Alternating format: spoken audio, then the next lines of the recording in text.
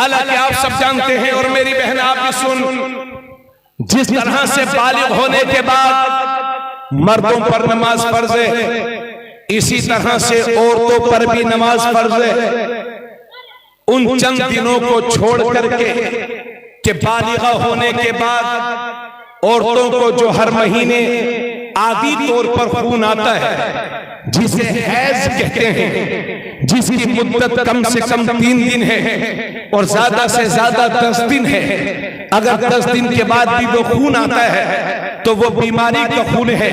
उस आलम में औरतें वुजू करके, ताजा वुजू करके नमाज़े पंजगाना पढ़ें। तो एक तो वो, और दूसरी सूरत जब बच्चे पैदा होते हैं तो औरतों को जो खून आता है उसे निफास कहते हैं, जिसकी कम से कम मुद्दत मुतय्यन नहीं है और ज्यादा से ज्यादा 10 दिन, ज्यादा से ज्यादा 40 दिन। अगर 40 दिन के बाद भी वो खून आता है तो वो बीमारी का खून है। तो उन दिनों में यानी हैज और निफास के दिनों में औरतों पर नमाज माफ है। बाकी जब से बालिगा हुई हैं, शर्तों के साथ जिंदगी की आखिरी सांस तक, मेरी बहन, जिस तरह से मर्दों पर नमाज फर्ज है, इसी तरह से औरतों पर भी नमाज फर्ज है। अल्लाह के नबी ने फरमाया, जो सुबह सुबह बाजार की तरफ जाता है तो वो शैतान का झंडा लेकर के जाता है, और जो सुबह सुबह मस्जिद की तरफ जाता है तो वो अल्लाह के दीन का झंडा लेकर के जाता है। अब मुसलमानों, ये फैसला आपको करना है कि सुबह उठने के बाद आपको शैतान का झंडा उठाना है या अपने नबी के दीन का झंडा उठाना है। हजरात, और इसको भी गौर से सुनिए, ये बुखारी शरीफ की हदीस है। एक दिन मेरे नबी ने फरमाया कि मेरा ये दिल करता है कि किसी आदमी से कहूं कि लकड़ियों को इकट्ठा कर दे, और जब लकड़ियां इकट्ठा हो जाएं तब मेरा ये दिल करता है कि किसी आदमी से कहूं कि लकड़ियों में आग लगा दे, और जब लकड़ियों में आग लग जाए तो आका फरमाते हैं तब मेरा ये दिल करता है कि किसी आदमी से कहूं कि इमामत करे, नमाज पढ़ाए। और जब सब लोग नमाज पढ़ने लगे, इमाम नमाज पढ़ाने लगे, तब नबी फरमाते हैं तब मेरा ये दिल करता है कि उस आग को उठाऊं और उन लोगों के घरों को आग लगा डालूं जो मस्जिद में नमाज पढ़ने के लिए हाजिर नहीं हुए। समझ गए आप? यानी सहाबा नमाज तो छोड़ते ही नहीं थी। नबी उन लोगों से नाराज है जो मस्जिद में जमात से नहीं पढ़ते। आका फरमाते हैं मेरा ये दिल करता है कि उनके घरों को आग लगा डालूं। इससे समझिए कि बेनमाजियों से मेरे नबी कितने नाराज हैं। अल्लाह के नबी ने हजरत अली से फरमाया था, ए अली, 3 कामों में कभी देर मत करना। जब नमाज का वक्त हो जाए तो नमाज की अदायगी में देर मत करना। जब जनाजा तैयार हो जाए तो उसकी नमाज जनाजा पढ़ने में देर मत करना। और जब किसी बेवा का, विधवा का मुनासिब रिश्ता मिल जाए तो उसका निकाह करने में देर मत करना। ये मेरी बहन, यहां से लेके वहां तक मर्दों से ज्यादा औरतें होंगी।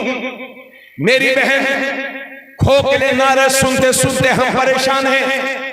आज नारा लगता है बेटी बढ़ाओ, बेटी बचाओ, बेटी पढ़ाओ, नारी को सम्मान दो। मगर हम देख रहे हैं कि अपने ही मुल्क में कुछ लोग ऐसे भी हैं कि अगर सुबह सुबह किसी बेवा पर, विधवा पर नजर पड़ जाए तो कहते हैं साहब आज का दिन हमारा खराब हो गया, इस मनहूसा पे हमारी नजर पड़ गई। अरे भाई एक बात तो बताओ, मरा कोई और है और आप इसको मनहूस क्यों कह रहे हैं? बोलो। ये आदतें आज लोगों में हैं, अल्लाह का शुक्र है हम तो मुसलमान हैं, लेकिन आप लोगों के अंदर तो इस तरह के वसवसे आ गए हैं।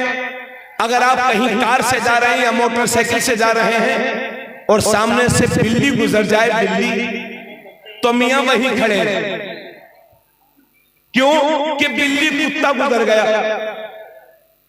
आप भी तो करते हैं ये काम, और बहुत सारे लोग फोन करते हैं, हजरत वो शादी करनी है, मुझे अपनी बेटी की कोई अच्छा सा दिन बताइए। तो मैंने कहा भाई हर दिन अच्छा है। अरे नहीं हजरत, जरा जंतरी में देख लीजिए, अच्छा सा दिन हो। अब मैं सारे दिन अल्लाह के बनाए हुए हूं। मैं तो कभी कभी कहा करता हूं, मुसलमान जिस पैसे से तू शादी करेगा, अगर वो पैसा हलाल का है तो तेरा हर दिन अच्छा है, और अगर वो पैसा हराम का है तो हर दिन तेरा खराब है। तो ये आदत है हमें भी तो आ गई है। बिल्ली गुजर गई तो मियां वहीं खड़े। अब जिस कौम के पास बिस्मिल्लाह जैसी अनमोल चीज हो, उसे किस बात का गम। अगर ऐसा कभी हुआ करे तो छोटी सी बिल्ली जा रही है यार, तो बिल्ली को जाने में क्या परेशानी है? अरे भाई बिल्ली जा रही है, आप भी तशरीफ से जाए। लेकिन ये वसवसे हमारे जहनों में इसलिए आ गए हैं कि हमने शरीयत से दूरी बना रखी है। तवज्जो चाहूंगा और सुन मेरी बहन, आज नारा लगता है बेटी को सम्मान दो, नारी को सम्मान दो, बेटी पढ़ाओ बेटी बचाओ। लेकिन मेरी बहन, अगर इस दुनिया में तेरा सबसे बड़ा कोई हकीकी मोहसिन है तो वो मेरे पैगंबर की जात है। सुनो मेरे नबी की हदीस, तिर्मिज़ी शरीफ जिल्द सानी, अल्लाह के नबी फरमाते हैं, मन कानत लहू सलासु बनात औ सलासु अखवात औ इब्नतान औ उख्तान फअहसन सुहबतहुन्ना वत्तक़ल्लाह फ़ीहिन्ना फलहुल जन्नह। अल्लाह के नबी फरमाते हैं कि अल्लाह ने जिसे 3 बेटियां दी या 3 बहनें दी या 2 बेटियां दी या 2 बहनें दी, और उसने अपनी बहनों के साथ, अपनी बेटियों के साथ अच्छा सुलूक किया, उनके हुकूक अदा कर दिए, उनका ख्याल रखा, तो नबी फरमाते हैं फलहुल जन्नह, उस शख्स के लिए जन्नत है। और से सुनिए, अल्लाह के नबी फरमाते हैं मनी दुनिया बिशैइन मिनल बनात फसबर अलैहिन्ना कुन्ना लहू हिजाबम मिनन नार। अल्लाह ने जिसे बेटियां दी और उसने अपनी बेटियों पर सब्र किया, तो क़यामत के दिन उसकी ये बेटियां उसके लिए जहन्नम से पर्दा बन जाएंगी। यानी बाप के अमाल तो इस काबिल होंगे कि जहन्नम में जाएं, लेकिन ये हमारी बेटियां हमें बचा लेंगी, हमारी बहनें हमें बचा लेंगी। अल्लाह के नबी ने एक बार दाहिना हाथ उठाया और दाहिने हाथ की ये 2 उंगलियां उठाई और फरमाया मन आला जारियतैन, जिसने 2 बेटियों की परवरिश की तो वो और मैं जन्नत में इन 2 उंगलियों की तरह करीब करीब होंगे। सुभान अल्लाह। अल्लाह के नबी फरमाते हैं जब भी कोई चीज खाने पीने की लाया करो तो पहले अपने बेटों को न दिया करो, अपनी बेटियों को दिया करो। खुद मेरे नबी जब कभी तशरीफ फरमा होते और इतने में हजरत फातिमा आ जाती तो मेरे नबी अपनी गद्दी से उठ करके खड़े हो जाते थे और अपनी बेटी सैयदा फातिमा ज़हरा का इस्तेमाल किया करते थे। ये है नारी का सम्मान, ये है औरतों की इज्जत जो पैगंबर इस्लाम ने दी है। अभी 8 महीने पहले, 8-9 महीने पहले मैंने एक अखबार में पढ़ा था कि भारत का सुप्रीम कोर्ट ये कहता है कि जिस तरह से बाप की जायदाद में उसके बेटों का हक है, इसी तरह से उसकी बेटियों का हक है।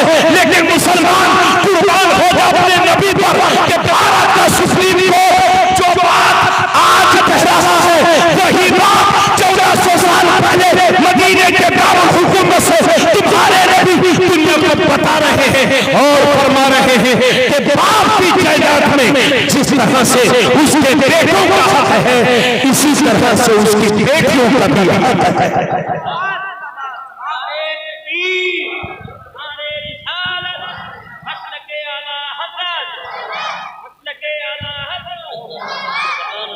लेकिन देते हो बेटियों का हक, देते हो आप। हजरत मस्तान शाह को गवाह बना करके आज तबरेज आलम कादरी ऐलान करता है अपने बच्चियों को चाहे जहेज दूं या ना दूं, लेकिन कसम खुदा की शरीयत ने मेरी जायदाद में जो मेरी बेटियों का हक मुकर्रर कर रखा है इंशाअल्लाह वो जरूर दूंगा। आप हमने इस्लाम को समझने की कोशिश ही नहीं की, वरना ये मंगनी, जूता चुराई, दूध पिलाई, 300 बराती खड़े होकर गाना, ढोल बाजा, बैंड बाजा। और शर्म की बात है अगर मस्जिद के इमाम साहब कहें कि जो बैंड बाजा बजाएगा, जिसके घर नाच गाना होगा, मैं उसका निकाह नहीं पढ़ाऊंगा, तो सबसे बड़े मुखालिफ ये हमारी अवाम। मैं देखूंगा मौलवी, ये 5000 मौलवी हमें समझाएगा। ऐसे मौलवी तो मेरी जेब में रहते हैं। अरे बिगड़े हुए शेख, कान खोल के सुन ले, तेरी पिछली 7 नस्लें मिलकर के भी और अगली 7 नस्लें मिलकर के भी 10-5 कुर्ते पजामा तो खरीद सकते हैं, मगर एक आलिम रब्बानी की ज़बान नहीं खरीद सकते। अरे जोर से बोलो सुभान अल्लाह।